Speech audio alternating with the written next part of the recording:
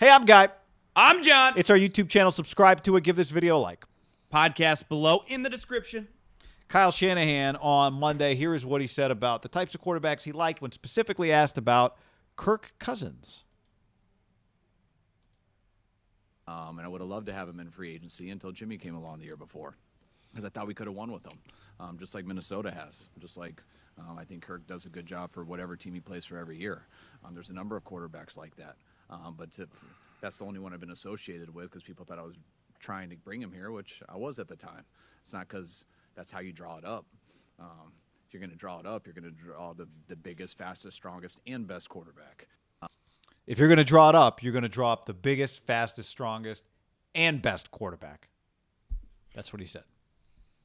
The best at the end gives him a little bit of an out, right? The biggest, strongest, fastest guy, it's like, well, it can't be Mac Jones. And the best. It's got to be the best also. I think he kind of hammers home that, and this gets back to what we just talked about, you know, because if you look back, he screwed up the draft, right, on the night when he could have had Mahomes or Deshaun Watson. Yeah. Like the right move would have been, well, we'll see if maybe Deshaun's got some own issues. That would have been a disaster. Right, but it was the wrong draft, and because they also did not draft this guy who's on their team anymore. It was a double whammy. It was a disaster. And I keep getting back to he's learned a lot in these 4 years as a head coach. Like if you sat down with him 5 years ago, I tweeted out a picture and everyone's like, God, he looks like, remember when Obama went in and he came out, his whole hair is gray? Like Kyle's got a little bit of that vibe, even though to me, he doesn't look that much older. His beard's a little burlier. I do just wonder, like the biggest, fastest, strongest, to me, that's not nothing. Cause I would say at his core, most people would imagine he would have been like, I just want the best quarterback, right? I can but biggest, fastest, strongest, to me, that hammers home the Josh Allen comment, the Mahomes stuff, and just the way the league's going. And back to what I'm saying, the way scouts think. Like, Kyle, we need to get the guy with the highest upside. We need to get Cam Newton. It's weird because I've always been a Cam Newton. I obviously want way better than Cam Newton. But if you give me the physical skills and then I think it's moldable, the sky is the limit. Because if I said Cam Newton had got with the right quarterback who improved his accuracy 5% early on, we'd all agree Cam would have been an unstoppable force. Like his big flaw was he was inaccurate at big times. Where if and he was still good, if his accuracy would have been on point, he didn't have to be Drew Brees because he was running like a fucking dominant player. If he would have just thrown, instead of some of those years been 58, 60, had been 64, it's a wrap. It's why in the NBA they talk about the difference between 38 3-point percentage and 34 is dramatically different. That extra completion or two in a game, 3 extra completions, 2 of those could be on third down. And that's the difference in winning and losing. And then Josh Allen is a great recent example of to me, he was the ultimate, right? Big, fast, strong, and then high character. But it was like, he's not very good at football. And then they got him, and they just totally molded him. But then Mel Kiper would say, you look back at his junior year, which was a lot better than his senior year, or it might have been a sophomore year, junior year, I forget, because he technically had one more year eligibility, he lost a lot of, they might not have been first rounders like Alabama, but guys like 5 or 6 guys on offense to practice squads and late round picks. And at a school like that, the next group of guys like me and you, it's like, okay, throw to me, Josh. And he looked bad. I mean, the eye test was off, but the talent was there. But I had a buddy with the Chiefs, not Veach, but another guy was like, I remember being at the combine that year in 2018. He's like, I see you crushing Josh Allen. I'm telling you, I fucking see it. Like this guy, it's there. You got to project it. And that's the thing we're not signing Matthew Judon, right? We're not signing Trent Williams. This is not a plug and play thing in free agency. This is a projection. I think sometimes that's when I'm texting with Greg Papa, like, Greg, this guy's not set player right now. Even Kirk Cousins, I'll give Kirk Cousins credit. He's improved. He just has physical limitations that he can't run away from you, right? That is, if Kirk Cousins, if I said instead of being a 5 out of 10 athlete, Cousins was an 8, he would be a dramatically more, like the Minnesota would be a powerhouse, right? Yeah, because there's 3 or 4 plays over the course of a week, and then multiply that over the course of a month, and then all your the big divisional game you play on Monday night, and all of a he's sudden already throwing 30 touchdowns. What if he 25 threw 38? Yeah, it's not, or it's just a first down that you didn't get. That he can't run for. It's a fourth down that you go for from your own 48 because you know you have more than one option based on the physical skill set of your quarterback, right? Gives you more options at the 2-yard line with him. It gives you all these more options. I think part of that, listening to you talk about Kyle learning, part of that, I wonder if part of it is being a head coach. I wonder if there's one thing to be a coordinator. It's another thing when it's your team that is playing Patrick Mahomes and it's your team that is playing Josh Allen. Even when you're not, like if you're a defensive coordinator, you think like that already. I lowballed Cousins. He threw 35 touchdowns this year. That's a pretty good year. How many 35 plus touchdown seasons does he have? I think that's his first one. Be my guess. I'm just wondering, is that his career high? It has to be, because the previous year he threw 26 and he had a good year. I was starting to wonder, like, has he had more 35 touchdown seasons than Matt Ryan? Because Matt's had one and it's 38. But yeah, that was his first 35. I mean, it's 3 years in Minnesota, 30, 26, 35. Yeah. But Kyle said that. He said, look, what he's doing he's been good for the Vikings. The Vikings wouldn't change the way it's played out from the quarterback standpoint. I think, do you agree with this? When Cousins signs with the Vikings and they gave him that 3-year, like $88 million, every penny guaranteed, I think a lot of people are like, God, this is kind of stupid. He's been better than most people probably thought it was going to be, right? But he's been good. He has, but I do think it's in a weird spot where it's easier to like him when he's on somebody else's team. When he's on your team, you want more because you go, I want to win the championship, and I don't think we can do it this way, right? Like Kyle Shanahan said, everyone thought I liked Kirk or I was going to get Kirk, and it's because I was going to get Kirk. Yeah, it's like that was true. I mean, he's told us that multiple times. Like it's not a secret. That's been out for years. But that's what he's saying is, I think what he's saying there is, just because I've told you guys I was going to take that guy doesn't mean that is my ideal quarterback. You guys have taken that to mean that's my ideal because I was the OC for Matt Schaub, and then I went with Kirk instead of RG3, and then I won with Matt Ryan.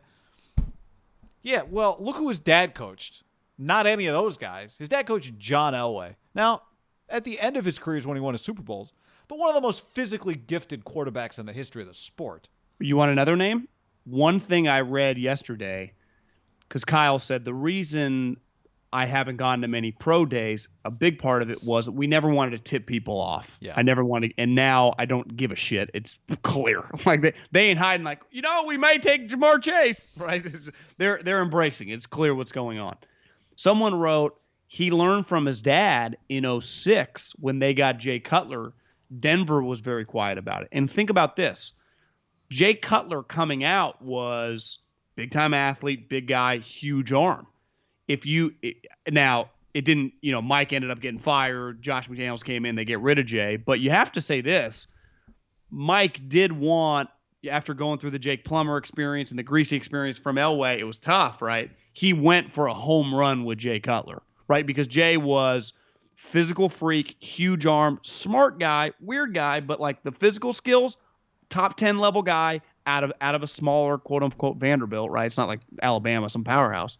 Yeah. That actually, when I read that, I was like, I do think the Shanahans, they're not always looking for Kirk Cousins 2.0. No, but here's the thing. I think he could easily argue Mac Jones is not. He could also say, I think Mac. This always comes back to Mac. It's not about Mac, but it is partly about Mac when he talks about Kirk. He could say, well, I think Mac Jones is going to be better than Kirk Cousins. But again, that everything he says could be viewed as a smokescreen. Everything he said could be viewed as something that is just said only to throw people off the scent. But that specific statement about the physical nature of the players, think about what he likes in running backs. What does he like in running backs? One cut uphill, just get down downhill. Fast guys. Yeah, because he'll give them a hole, hit it. He likes skilled receivers. I mean, who doesn't? Well, he has specific things he looks for. But I would say all his receivers are guys that can make plays with the ball in their hands. Yeah, because they're physical, like they're tough. He likes toughness in his wide receivers. They can break a tackle, they'll block. Like to me, when I think of like the wide receivers in the NFL, Kyle would like, it'd be like Keenan Allen. He'd like Devontae Adams. Looking back, like would he really like Odell Beckham? He likes a speed guy, like but I don't know if. He'd like Julio, but what's Julio? I mean, just a wouldn't like fucking Julio? monster. You know, yeah. I got to tell you, players, he's got like, a type, and it's like if you're you one know, of the he's greatest into, of all time. He's into Aaron Donald. That's his type. You know, Phil Yeah. Jackson. It's clear he had a type. It was like Jordan, Kobe, Shaq, Pippen. It's like, you know, he really likes Trent Williams. They're like, yeah, everyone in the league does. Where are you trying to go look up Kirk Cousins' college offers? No, I was looking up if they traded up to get Jay Cutler, and they did. To what? They traded – the Rams traded their first-round pick. I guess Denver just came from 15th. They traded their first-round pick, 15, and third-round pick to get to 11. So 15, pick 68 to 11. But I think part of the article was just saying is like Mike couldn't let it get out that Denver wanted him. Someone jumps him. He had to keep it very, very quiet. And I just think that they didn't necessarily want to play that game. / they knew that game wasn't there to be played this year.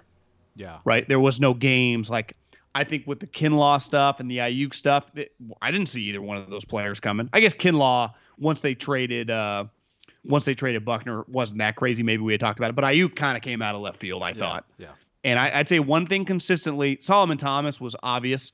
But after that, like everything, most stuff they do in the draft, pretty out of left field, because the one thing the Niners have been pretty consistent on, and this again goes back to Mac Jones, we don't just, I know what the Niners are going to do.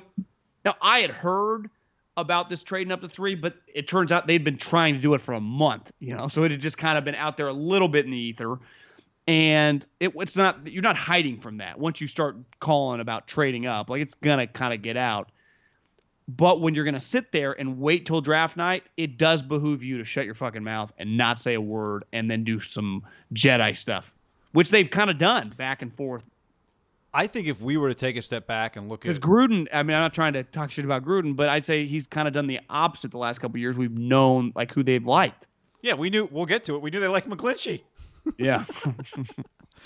I think the degree to which Daniel Jeremiah said it, a ton of people have said it. I think Daniel Jeremiah is part of his point on the Niners. He thinks everyone thinks the Niners are going to draft Mac Jones. I think part of what he said was basically a lot of people who know things think they're going to draft Mac Jones, but I don't think he's saying people know that's what they're going to do. It's just people who know things. That's what they're inferring. That's what they're guessing. A lot of people who are plugged in are guessing that. We're a month away. I think it's pretty well established. It feels like the Jets are going Zach Wilson. It'd be hard to make the case that they're doing something different. If they did, it would feel like a curveball.